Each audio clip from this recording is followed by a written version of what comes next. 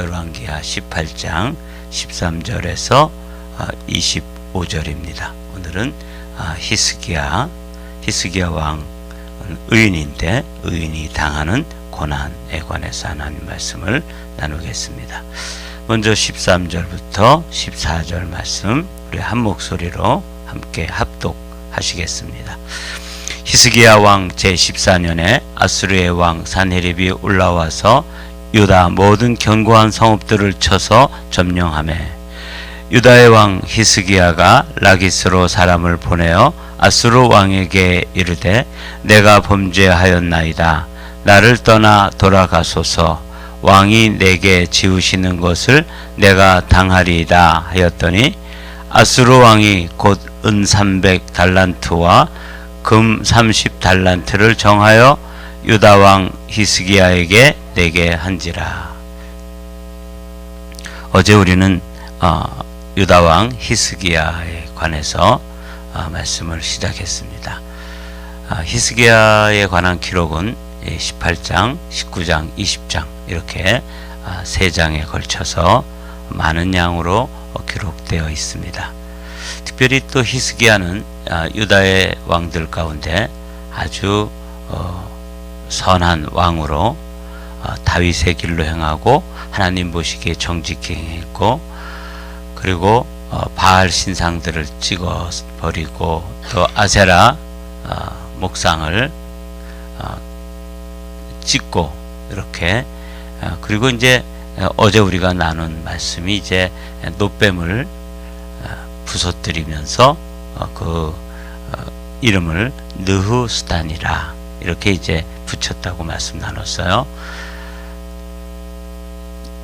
이 놋뱀은 모세 시대부터 있었던 것이기 때문에 그 이전의 왕들도 다 신성시 여기고, 또 한편으로는 하나님이 아닌데 하나님 자리를 차지하고 있는 이런 그 성물이 놋뱀이었습니다. 이 놋뱀은 광야에서 이스라엘 백성들이 놋뱀에 물릴 때 그 장대에다가 놋뱀을 만들어서 달아놓고 그것을 보는 자마다 치료를 받을 것이다.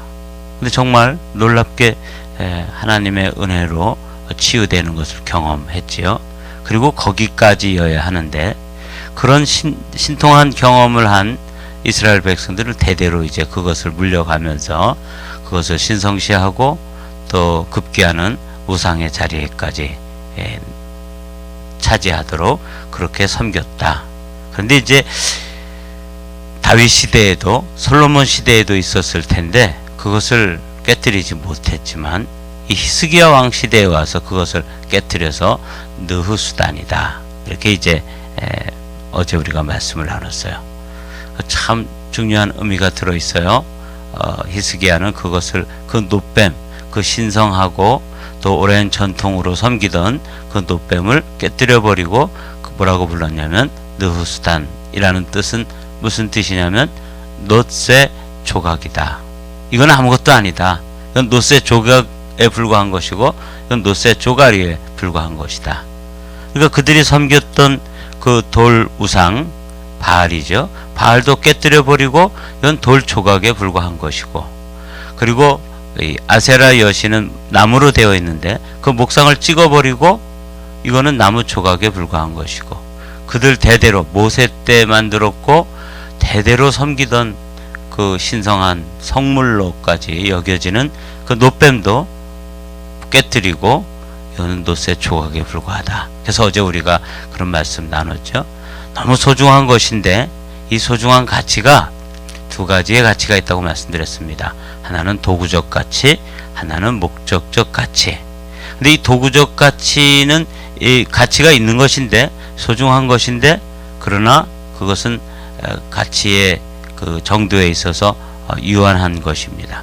우리가 인생을 살아가는 데 있어서 잘 사용하면 좋은 도구가 되는 것, 우리의 건강이라든지 또 재물이라든지 이런 것들은 다 도구적 가치입니다.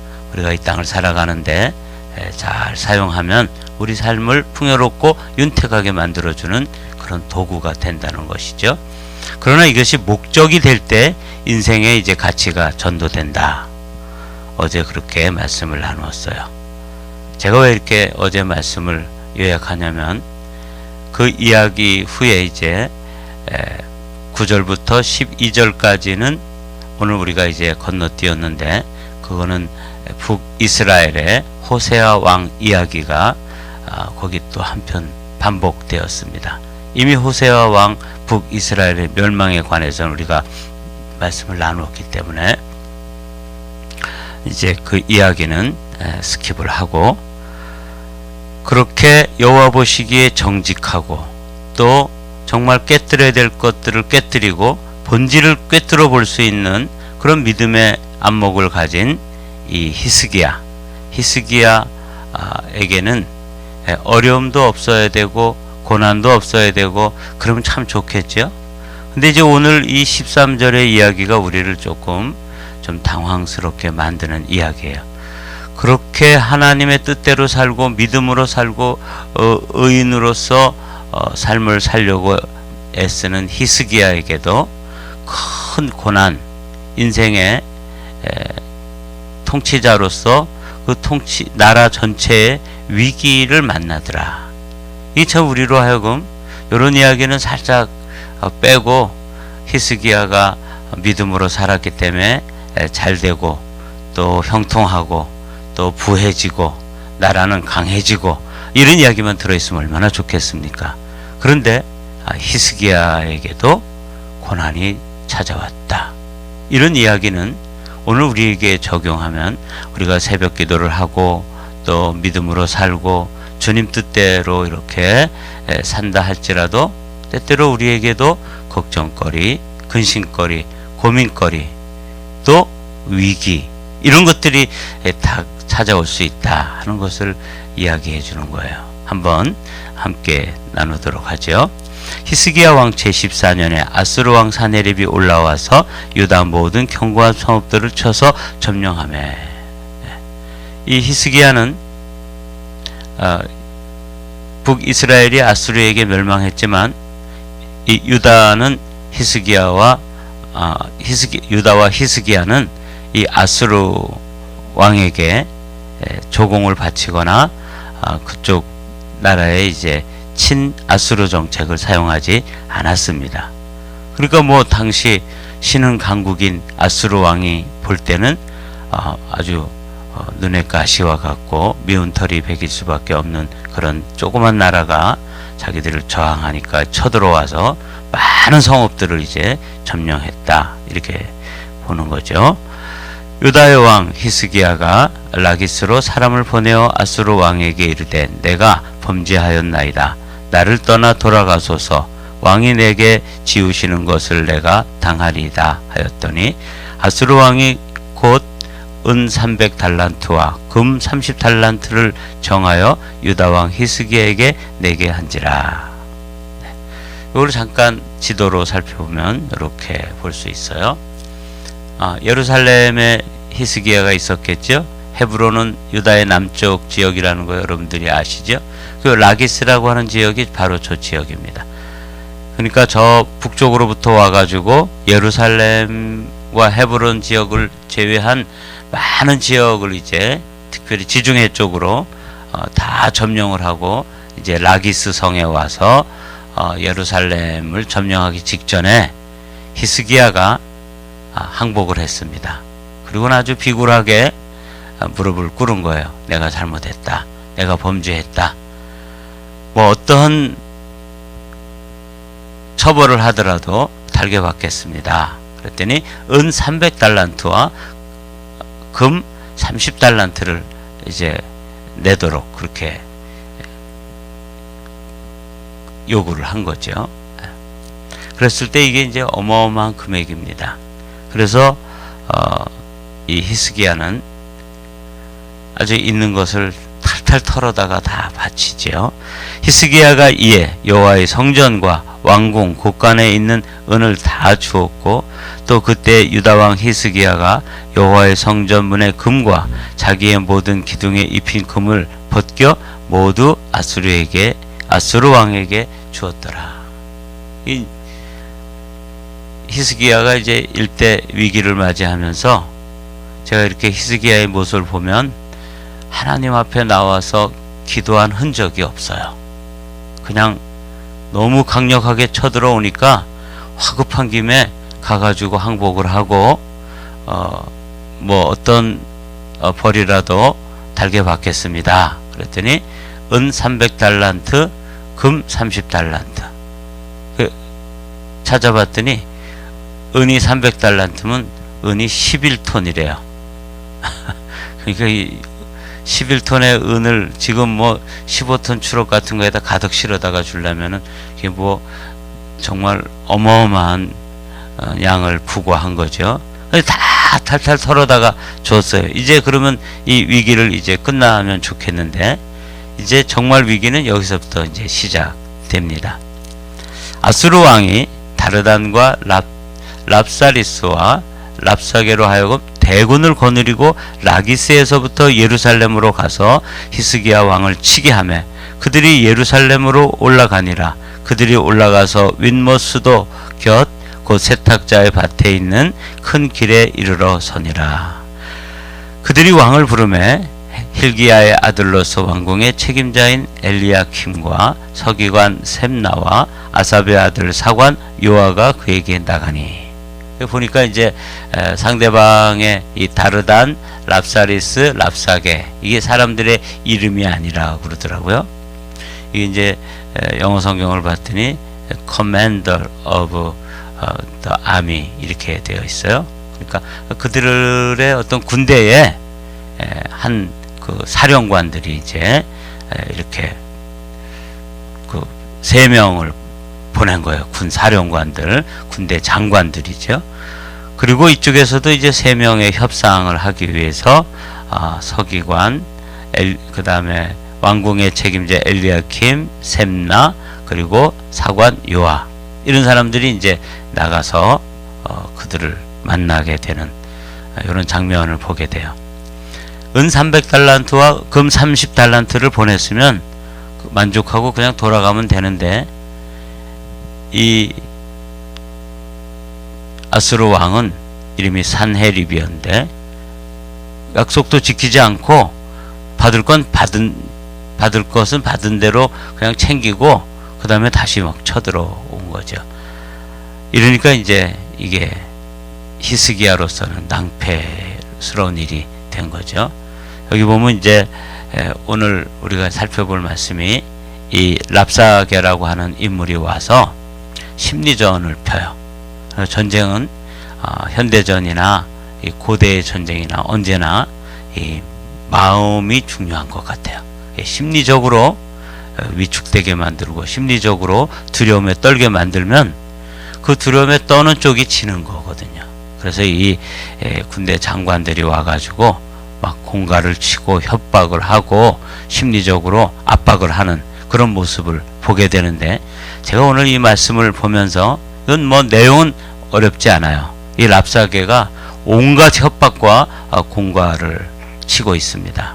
그런데 그 협박을 하는 내용을 보면서 히스기야가 어떻게 그 협박의 내용을 받아들였을까? 그리고 그 협박의 내용을 가지고 오늘 우리도 우리의 삶의 위기를 만나고 또 어려움을 당했을 때 그런 이 랍사게의 입술을 통해서 들려주는 이것이 우리의 삶을 돌아보는 체크리스트가 되는 거예요. 그래서 한번 이 랍사게를 통해서 들려주는 말 중에 딱 한 단어를 먼저 여러분들이 마음속에 두고 뭐라고 질문을 하고 뭐라고 협박을 하고 뭐라고 위협을 하는지, 그게 뭐냐면 의뢰라는 단어예요. 무엇을 의뢰하느냐. 근데 이제 이 랍사게는 이제 너가 의뢰하는 것, 네가 의존하고 의지하고 신뢰하고 믿는 구석, 이거 다 헛거다, 이런 얘기를 하고 있는데, 저는 히스기야가 이렇게 랍사게로부터 정말 무례하기도 하고 조롱 섞인 이런 이야기들을 들으면서 자기 자신이 무엇을 의뢰하고 있는지, 나는 지금 뭘 의지하고 있는지를 돌아보는 그런 시간으로 삼았다. 저는 개인적으로 그렇게 믿고, 우리도 이제 이 랍사계의 이 조롱 섞인 말, 위협의 말, 협박하는 말을 통해서 우리 자신도 한번 나는 인생을 살아가면서 뭘 의지하고 있는지 한번 살펴보기를 원합니다.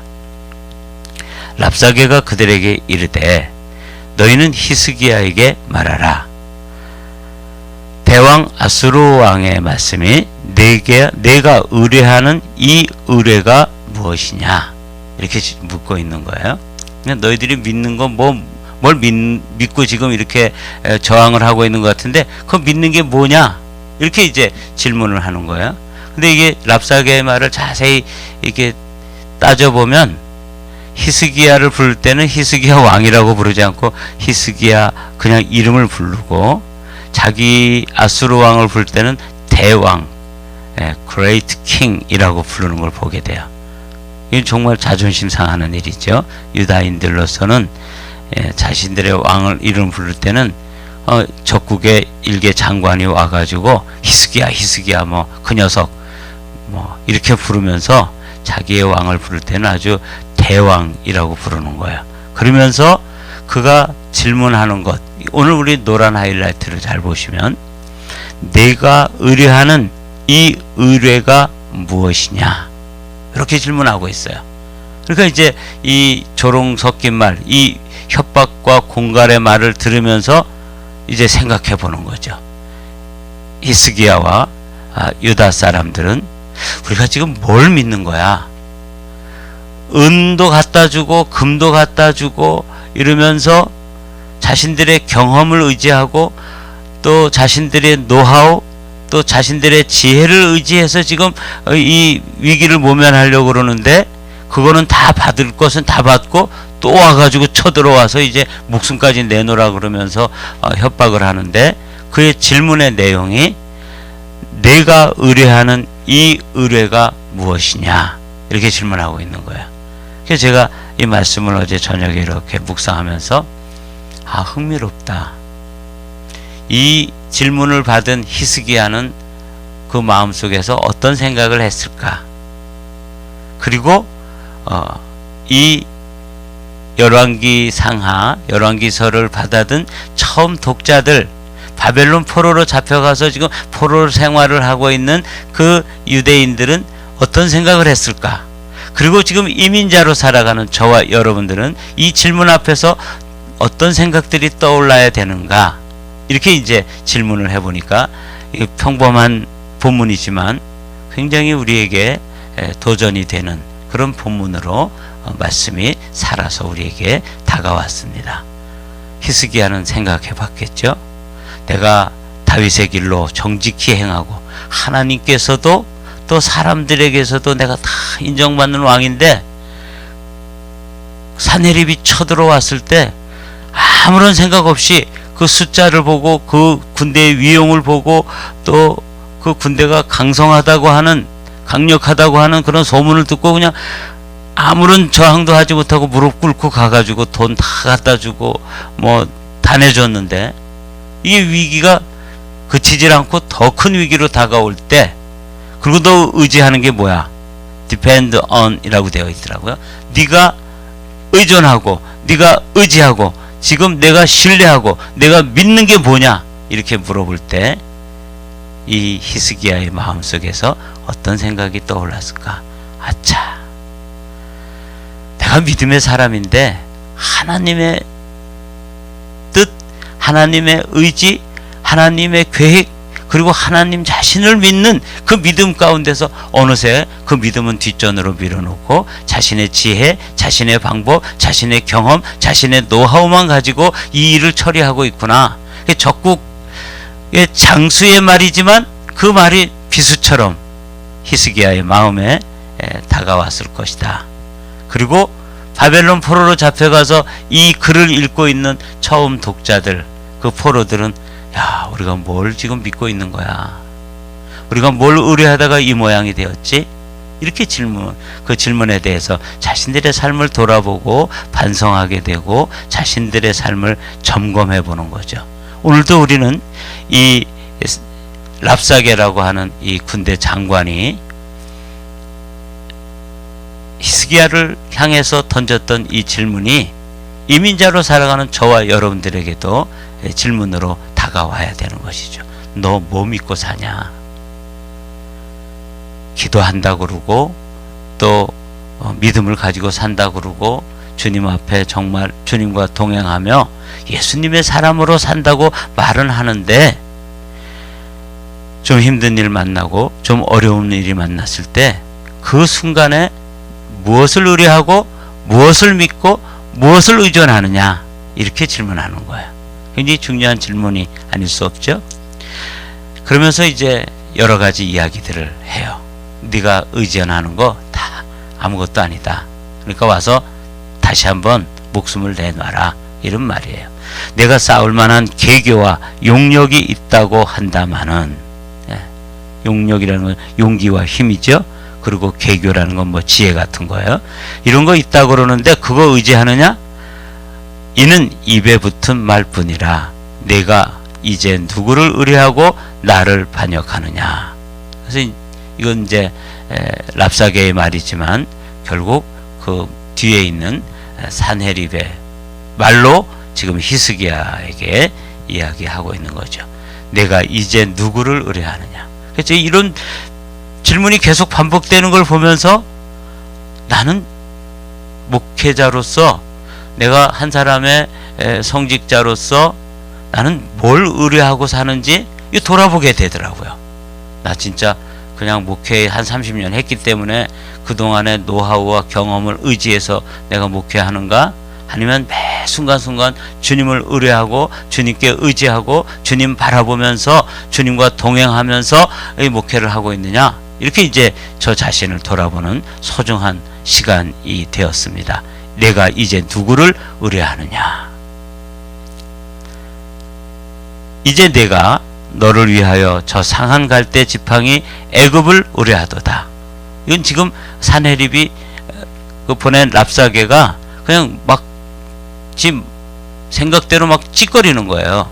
그러면서 이제 너희들이 의뢰하고 의지하는 거 다 헛것이라고 말하는데 이게 하나하나 체크리스트가 되는 것이죠. 내가 정말 애굽을 의지하고 있나? 히스기야가 그렇게 물어봤겠죠. 포로로 잡혀간 사람들도 또 그렇게 물어봤겠죠.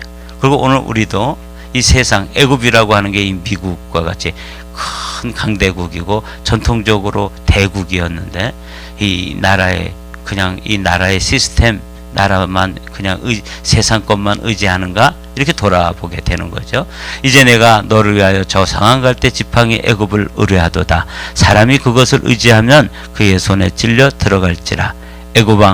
애굽의 왕 바로는 그에게 의뢰하는 모든 자에게 이와 같으니라. 그러니까 애굽 의지하고 애굽 의존해봤자 소용이 없다 하고 이야기해 주는데 그것도 체크리스트 중에 하나가 되어서 점검해 보는 거죠. 히스기야는 여기서 이제 쭉 아마 자신을 돌아보게 되었을 것입니다.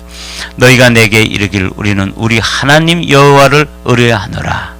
이제는 애굽 의지하는 걸 떠나서 하나님을 의뢰한다고 네가 말하는데 그것도 헛된 것이다. 이렇게 조롱하고 협박하는데 정말 나는 하나님을 의뢰하는가? 이렇게 물어보는 또 하나의 체크리스트가 된다는 거죠. 너희가 내게 이르기를 우리는 우리 하나님 여호와를 의뢰하노라 하리라마는 히스기야가 그의 산당들과 제단을 제거하고 유다와 예루살렘 사람에게 명령하기를 예루살렘 이 제단 앞에서만 예배하라 하지 아니하였느냐 하셨나니. 그러니까 히스기야가 했던 그 14년 동안 했던 종교 개혁 그리고 믿음으로 살려고 했던 행적들 이런 거 다 무시하고 조롱하는 거예요. 그렇게 했지만 뭔 소용이 있냐? 그런 거 여호와 하나님 의지하는 거, 그 믿는 거, 기도하는 거 아무 소용 없어. 기도한다고 다 돼? 믿음으로 산다는 게 겨우 그거야? 뭐 이제 이런 얘기를 하는 거예요. 그러니까 이것도 하나의 점검표 중에 하나 돼서 난 정말 이렇게 살았나? 이렇게 돌아보는 거죠. 정하건대 이제 너는 내 주 아수르 왕과 내기하라. 네가 만일 말을 탈 사람을 낼 수 있다면 나는 네게 말 2,000마리를 주리라. 내가 어찌 내 주의 신하 중 지극히 작은 지휘관 한 사람인들 물리치며 애굽을 의뢰하고 그 병거와 기병을 얻을 얻을 듯 하냐? 그러니까 자기가 이 이스라엘 군대의 이제 군사력 가지고 있는 이제 병력들이 있잖아요. 그게 뭐 형편없다는 것을 이렇게 얘기하는 거예요. 우리 너 말 탈 사람 있으면 나와봐. 니네 뭐 마병이 있고 무슨 병거가 있다 그러는데 우리가 가지고 있는 이 말 한 마리라도 제대로 탈 수 있는 사람 있으면 2,000마리 주겠다. 근데 너 형편없으니까 항복해라. 이렇게 이제 얘기하는 거죠. 내가 이제 여호와의 뜻이 아니고야 이제 이곳을 멸하러 올라왔겠느냐? 여호와께서 전에 내게 이르시기를 이 땅으로 올라와서 쳐서 멸하라 하셨느니라 하는지라. 이제 랍사게가 이제 여긴 좀 오버하는 거예요. 막 이제 말을 하다 보니까 자기가 이제 이렇게 너무 업돼 가지고 이제는 하나님의 뜻을 내가 들었다. 내가 주님의 음성을 하나님의 너희들이 믿는 여호와의 음성을 듣고 이 치러 올라온 것이다. 내가 어찌 여호와의 뜻이 아니고야 이제 이것을 멸하러 올라왔겠느냐. 그러니까 온갖 조롱을 하고 그냥 뭐 넘어서도 도를 넘어서도 훨씬 넘어서서 자기가 여호와 하나님의 음성을 듣고 너희를 치러 왔으니까 이거 주님의 뜻이다. 이렇게 이제 우기는 거죠. 네. 여기까지가 오늘 이제 히스기야가 받았던 조롱과 고난입니다. 사랑하는 성도 여러분, 이 랍사게를 통해서 그 군대 장관을 통해서 모욕적이고 이 조롱 섞이고 그리고 거기에는 정말 교만하게 그지없는 뭐 생각나는 대로 떠들면서 막 이야기를 하고 있는데 그 이야기 가운데서 우리는 주님의 음성을 들어야 하는 것이죠. 비록 적장의 이야기일지라도 너 뭘 의뢰하느냐? 내가 의지하는 거 애굽 정말로 하나님 의지한다고 그러는데 그거 진짜 맞는 거야? 그 하나님이 너에게 뭐 힘이 되는 거야? 그리고 뭐 종교 개혁한다 그러는데 그 개혁한 거 그게 뭔 소용이 있어? 믿음으로 사는 거 아무것도 아니다. 기도가 다야? 뭐 이렇게 막 퍼붓는 거야. 이럴 때 우리는 내면에서 그 점검표 하나하나를 체크하면서 자신을 돌아보는 거죠. 저는 오늘 이 말씀을 여기까지 정리하고 오늘 한 가지 말씀으로 오늘 말씀을 마치려고 합니다.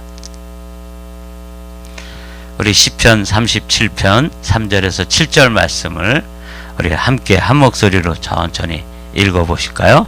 오늘은 이렇게 산헤립이 보낸 랍사게라고 하는 군대 장수를 통해서 그냥 모욕적인 정말 무식하게 이를 데 없는 그 언사로 막 퍼부어지는 그 말 가운데 너 뭘 믿고 이 모양이냐? 그럴 때 나는 진짜 누구를 믿지?